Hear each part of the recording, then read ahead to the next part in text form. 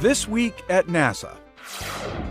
It's one small step for man, one giant leap for mankind. The 40th anniversary of the first moon landing spurred a multi-day celebration of the Apollo program and the Apollo 11 crew. Neil Armstrong, Buzz Aldrin, and Michael Collins. On Capitol Hill, Armstrong, Aldrin, and Collins, and Mercury and Shuttle astronaut John Glenn were honored with the Distinguished Congressional Gold Medal, the highest civilian award given by Congress. Mercury 7 did an outstanding job, and everyone knows their flights were outstanding. But I would point out something they did that was equally, or in my view, even more important. They changed the one-man spacecraft from a man in a can to a place where the pilot was an integral part of flying the machine. For that, John and Scott and your colleagues, we thank you now, and every subsequent astronaut is in your debt.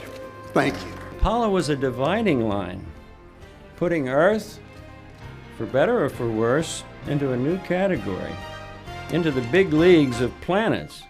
To me, that is what is the most significant thing about Apollo. The accomplishments, the major accomplishment, was not the flight of Apollo 11, but the 11 Apollo flights. The Apollo 11 crew shared details of their historic mission when they participated in the John Glenn Lecture Series at the Smithsonian's National Air and Space Museum.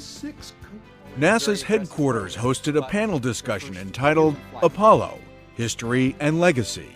Led by Chief Historian Stephen Dick, the roundtable explored the program's accomplishments and its impact on the design and operation of NASA's next generation of space vehicles. Stage 5 clear. And we're getting a picture on the TV. Washington, D.C.'s Newseum hosted the release of digitally enhanced video from the live broadcast of the Apollo 11 moonwalk.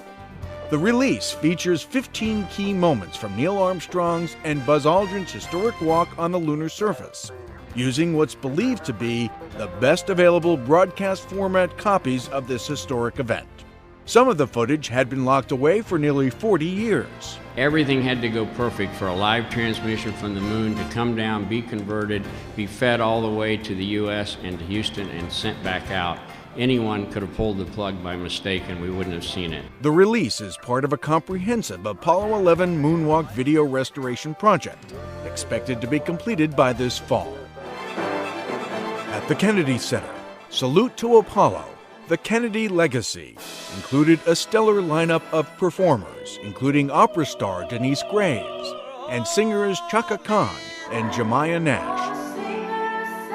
It is good to be here in the Kennedy Center. Buzz Aldrin was joined by STS-125 Commander Scott Altman to introduce portions of Holst's The Planets, performed by the National Symphony Orchestra under the baton of Emile Decoud, and enhanced with spectacular images captured by NASA spacecraft and telescopes.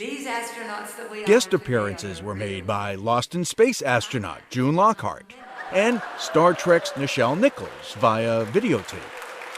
To conclude, Apollo Flight Director Gene Kranz conducted the NSO and the U.S. Army Chorus in a favorite piece, Stars and Stripes Forever.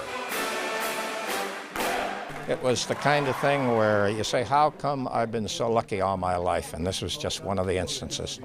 So many of the astronauts told me that watching Lost in Space when they were little made them know what they wanted to do when they grew up. And I thought that was just such a compliment. You know, I did Lassie for 6 years and nobody ever said to me, oh, when I grow up I want to be a farmer. Ladies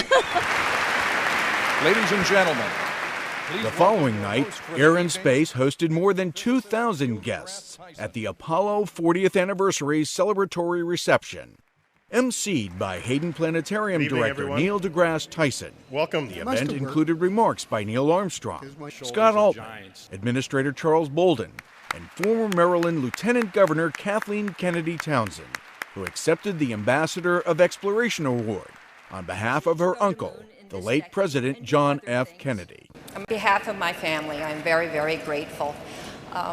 When they told me I would get a moon rock, I was really excited. And I was going to put it on my mantelpiece. But I was told I was not allowed to do that. So I thought, what would be the appropriate place for the moon rock to go? In turn, Kennedy presented the award to an aerospace engineering student from Rice University, where the award and its moon rock will be permanently displayed. The evening was capped with a performance of Fly Me to the Moon by Grammy Award-winning jazz musician Diana Krall. All I long for, all I worship and adore.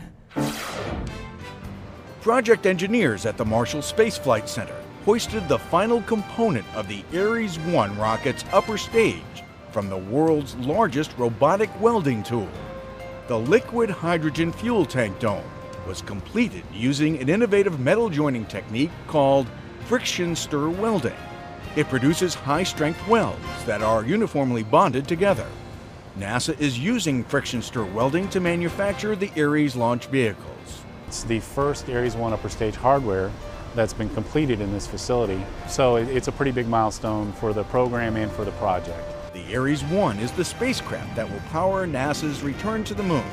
Its first test flight is scheduled in the fall. Ames Research Center's Moonfest 2009 featured all things related to the moon, from Apollo to L-Cross and beyond.